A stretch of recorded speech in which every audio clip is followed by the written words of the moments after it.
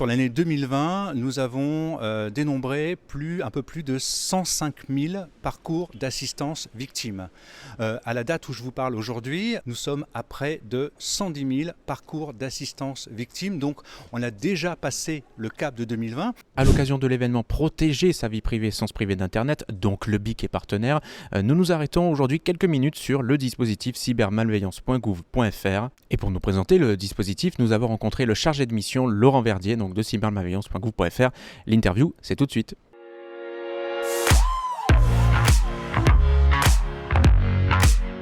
Alors, de quoi on parle ? On parle d'abord d'une plateforme bien sûr atteignable par Internet, cybermalveillance.gouv.fr, mais qui est opérée par un GIP, un groupement d'intérêt public qui a été initié par la stratégie nationale pour la sécurité du numérique en 2015, qui a été incubé pendant un peu plus d'1 an et demi par l'ANSSI, donc l'Agence nationale pour la sécurité des systèmes d'information, et qui vole depuis ses propres ailes depuis le 17 octobre 2017, donc bientôt 4 ans d'existence.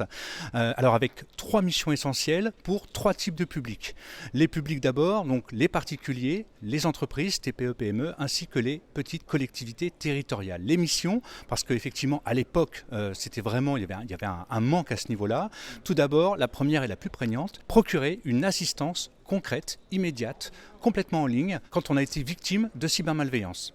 Donc pour ces 3 publics. Ça veut dire concrètement un parcours intégralement contenu sur la plateforme qui va du diagnostic aux recommandations et qui peut aller jusqu'à la mise en relation avec l'un de nos 1200 prestataires référencés sur l'ensemble du territoire métropolitain. Deuxième mission, concevoir et mettre à disposition du public des supports d'information sur les menaces et des supports de sensibilisation.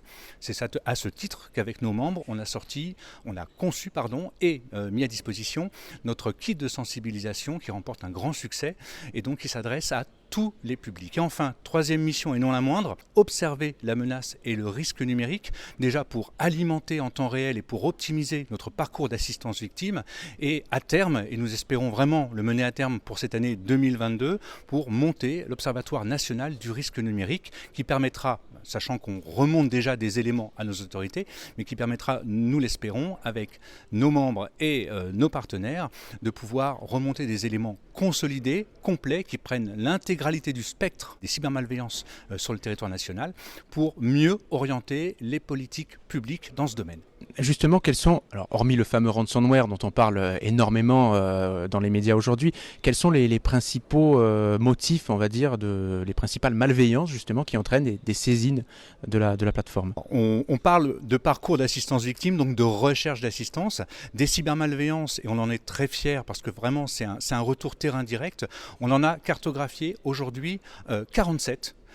Qu'on a intégré, et c'est la grande valeur de ce parcours d'assistance, au sein justement de ce parcours pour pouvoir répondre au mieux aux besoins des victimes qui enclenchent un diagnostic et qui sont vraiment à la recherche de conseils, de recommandations et d'orientation vers des plateformes qui nous préexistaient ou des plateformes dédiées à des signalements spécifiques. Comme exemple type de cybermalveillance, on en a effectivement relevé quelques-unes de significatives depuis la fin de l'année 2020.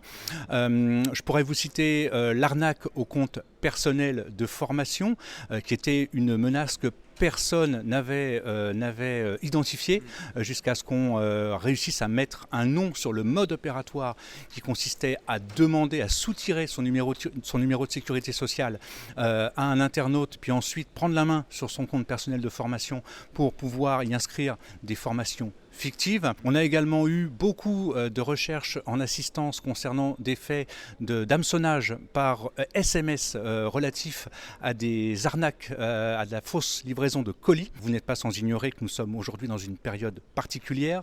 On n'est plus complètement en confinement, mais nos activités numériques ont complètement explosé. Beaucoup de personnes commandent sur Internet et donc ce type d'arnaque potentiellement pouvait impacter de très nombreuses victimes. Pour les particuliers, la menace majeure reste, et je viens de le citer, l'hameçonnage. Pourquoi ?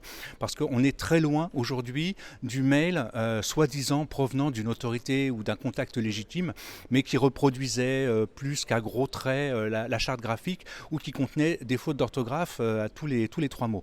Aujourd'hui, on est vraiment sur des attaques sophistiquées, De plus en plus crédible, oui, qui c'est ça. utilisent énormément le contexte, quel qu'il soit. Pour vous donner un ordre d'idée, sur la première semaine du confinement, celle du 16 mars 2020, nous avons enregistré une augmentation de 400% des recherches en assistance pour des faits d'hameçonnage. C'est vous dire si les attaquants sont des gens réactifs qui s'adaptent immédiatement à un contexte particulier qui, en l'occurrence, englobait la quasi-totalité de la population au niveau national. Une petite question justement par rapport au contexte. On sort petit à petit et bientôt, on l'espère définitivement, de la crise sanitaire. Est-ce que pour autant, le nombre de menaces, le nombre de saisines a diminué, ralenti, ou est-ce qu'on reste vraiment sur des rythmes assez importants? C'est une très bonne question et malheureusement, j'ai envie de vous répondre, ça augmente et ça augmente de manière constante. Pour vous donner un ordre d'idée, sur l'année 2020, nous avons dénombré un peu plus de 105 000 parcours d'assistance victime. À la date où je vous parle aujourd'hui, à savoir le 14 octobre 2021, nous sommes à près de 110 000 parcours d'assistance victime. Donc on a déjà passé le cap de 2020. S'il y avait, admettons, un conseil de base que vous voudriez transmettre aujourd'hui à nos lecteurs et à celles et ceux qui vont assister à cette conférence, ce serait lequel? Alors le premier conseil, et pour moi il vaut de l'or, c'est pas un conseil pratique, précis, c'est de la vigilance. Les nouvelles technologies, la haute connectivité sont des cadeaux fantastiques. Maintenant ils impliquent, selon moi, un certain nombre de responsabilités et surtout une prise de distance nécessaire quand des attaquants tentent de mener une attaque contre vos systèmes, à savoir éviter de rentrer dans ce que j'appelle le tunnel du stress et garder cette prise de distance qui permet d'éviter de cliquer trop rapidement sur un lien, de communiquer un identifiant et un mot de passe, bref, de faire la bêtise qu'on ferait jamais en temps normal. Derrière, on accompagne cette recommandation phare par le fait d'utiliser des antivirus avec des bases de signature régulièrement mises à jour, d'effectuer justement des mises à jour en privilégiant bien sûr les mises à jour de sécurité pour tous les logiciels qu'on utilise, également de procéder régulièrement à des sauvegardes. Ces sauvegardes doivent être testées, réalisées sur des supports adaptés et surtout déconnectées du réseau face à des attaques comme celle des rançongiciels. Et enfin, adopter une véritable politique de gestion des mots de passe, long et surtout unique pour chaque service.